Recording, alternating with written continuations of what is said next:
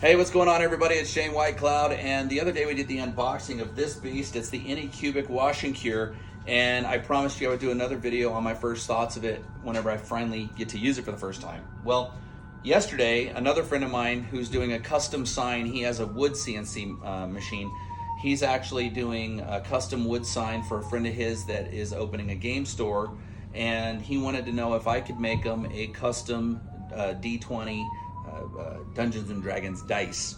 So it had to be certain dimensions, things like that. And I used an Elegoo transparent red. It turned out amazing. So I'm going to go ahead and go from, I printed that on the Creality LD002R. That's this machine here. From the day I took it out of the box, the second I took it out of the box, it's been printing flawlessly. It's absolutely an amazing machine. I highly recommend this machine to anybody. I'm not Uncle Jesse or Joel from 3D Print Nerd or Nico from Nico Industries. So I don't have in-depth reviews on these, but I will tell you that so far for me it's worked perfect. I've had no issues. In fact, my Frozen Transform has had more issues than this has ever had. So it's that's a whole nother story. Bigger build plate, bigger problems, right? So on to the Anycubic Wash Cure. So I've already started cleaning it. I've decided to use the basket. There are two ways that you can hang your prints inside this. So first of all, what's really cool is that this Tupperware tub comes with a lid, so that whenever you have your cleaning solution in there, which I'm using alcohol, after I'm done washing, I just put this on. It keeps the smell out, and it also keeps it nice and safe and doesn't get debris in it, so on and so forth, and it just keeps it there for me to use just for cleaning. So that's a nice little bonus. There are two ways to clean it. I'm using the basket because it gets lower. I don't have to use as much solution, and it gets closer to the propeller, which I really like. There's also this device that you can hang in there, and you can just hang your build plate on. If you have a taller print or more solution or both, you can actually just put your print on that and hang it in there as well. So it's really nice that it comes with options. Right now what you see is that it's washing. In fact, it's just finishing up. The cool thing is that this propeller down here at the bottom is operating purely magnetically. There are no pins, pistons, nothing going through the bottom of this Tupperware container. That propeller is a magnet. If I take the basket out, I can take the propeller right out. So another really cool thing that I just noticed whenever I was doing this for the first time is that whenever let's just put it on a 2-minute setting so you can see, whenever it's working about halfway through the cycle, so in this case 1 minute into the cycle, it stops and then reverses, and the propeller starts spinning the other direction. So you can also see that the strength of this magnetic propeller is quite extreme, because it's actually making the tornado inside the solution. And that's magnetic. There's nothing driving that other than reverse polarity from magnets underneath. So that's really, really neat, a really cool thing that they've done here. So 1 minute into this, it'll stop, and then it'll reverse and start swirling the liquid the other way. Now I've already washed this, so I don't have to keep it going. So I'm gonna go ahead and stop it. You saw how fast it stopped. It didn't wind down. It's pretty amazing. So now what I'm gonna do is I'm gonna take this out.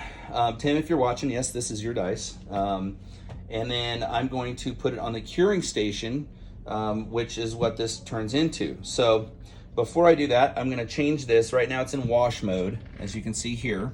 So I'm gonna change the mode to cure, and I wanna go ahead and cure it for 6 minutes, okay? So now I'm gonna take the lid off. Now another cool feature is that this will not function without this lid on it. This lid has to be on it, otherwise it will not turn on. That's a really cool safety feature, so that little fingers can't get in there.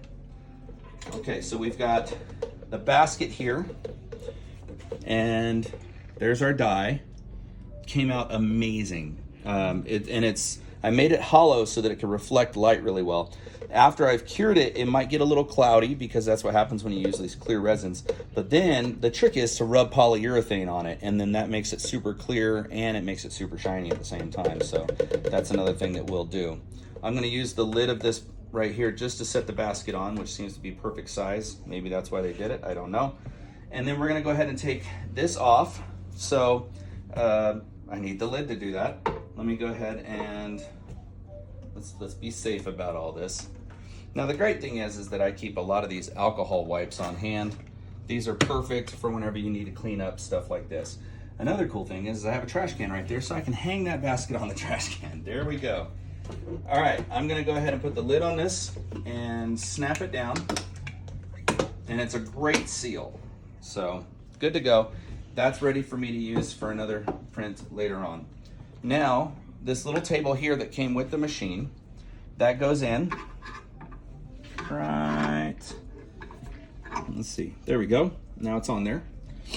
So now we're gonna take our dye, which is actually, you know, usually when you're washing these things, you can still feel a little tackiness afterwards. Now, there is no tackiness on this whatsoever, so that machine worked really well on the wash side. I'm really, really impressed. Now I've got some cleanup to do because I've still got some supports on there, but I'll get that taken care of. And the inside's gonna be interesting, trying to get all the supports out of there, but I will make it happen. So now we'll put it on there, just like that, and I'll probably run this twice. I'll flip it over on its side at one point so it'll cure the inside as well.